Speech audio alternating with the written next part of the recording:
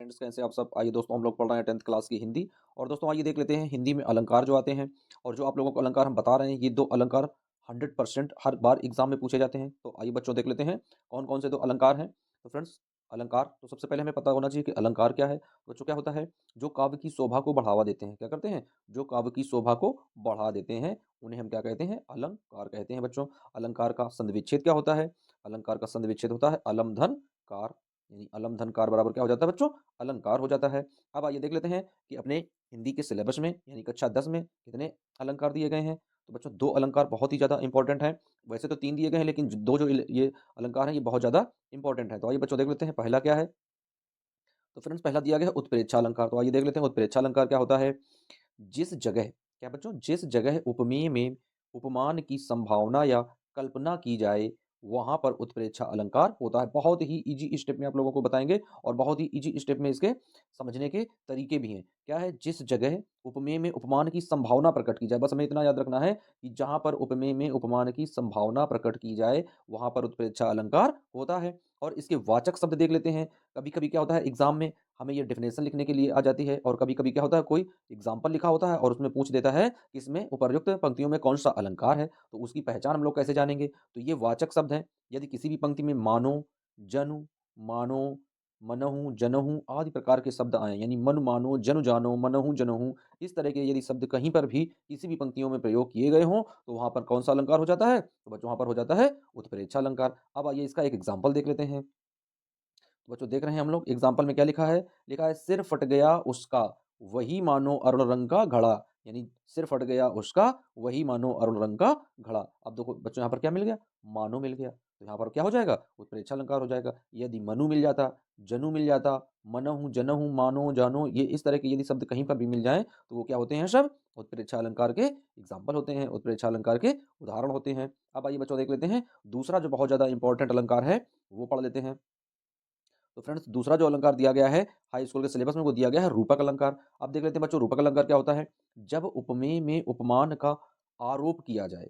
क्या है? जब उपमेय में उपमान का आरोप किया जाए, या गुण की अत्यंत समानता के कारण उपमेय में ही उपमान का अभेद आरोप कर दिया जाए, वहां पर रूपक अलंकार होता है। तो अब आइए देख लेते हैं बच्चों, इसका एग्जाम्पल क्या होगा। तो फ्रेंड्स, इसका एग्जाम्पल जो है, पायो जी मैंने राम रतन धन पायो। इसका एग्जाम्पल क्या है? पायो जी मैंने राम रतन धन पायो। बच्चों ये आप लोग एग्जाम्पल ये गाने के तरीके से भी आप लोग याद कर सकते हो।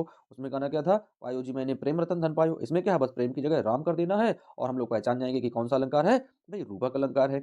अब इसकी डेफिनेशन हमें कैसे याद करनी है? तो डेफिनेशन इसकी सरल शब्दों में आप लोगों को बता देते हैं। यानी जहां उपमेय में उपमान का आरोप किया जाए, वहां पर रूपक अलंकार होता है। बात बाकी इतना सब हम पूरा ना लिखकर केवल इतना ही यदि लिख देंगे कि जब उपमेय में उपमान का आरोप किया जाए, वहां पर रूपक अलंकार होता है, और ये एग्जाम्पल लिख देंगे, तब भी हमारा अलंकार सही हो जाएगा। और जितने भी नंबर दोस्तों आता है आप लोगों के एग्जाम में, पूरे के पूरे नंबर आप लोगों को मिलेंगे। तो बच्चों इस तरीके से ये दो अलंकार बहुत ही ज्यादा इंपॉर्टेंट हैं, जो अपने कक्षा 10 के सिलेबस में है। तो सभी बच्चे इन दोनों अलंकारों को अच्छे से मेमोराइज करेंगे, इनके उदाहरणों को याद कर लेंगे, और ये दो में से एक अलंकार 100% आप लोगों की परीक्षा में मिलेगा। तो बच्चों आप लोग जल्दी से जल्दी इस चीज को तैयार कर लें। अब नेक्स्ट वीडियो हम लोग फिर किसी दूसरे नए टॉपिक के साथ में दूसरी चीज को कवर करेंगे।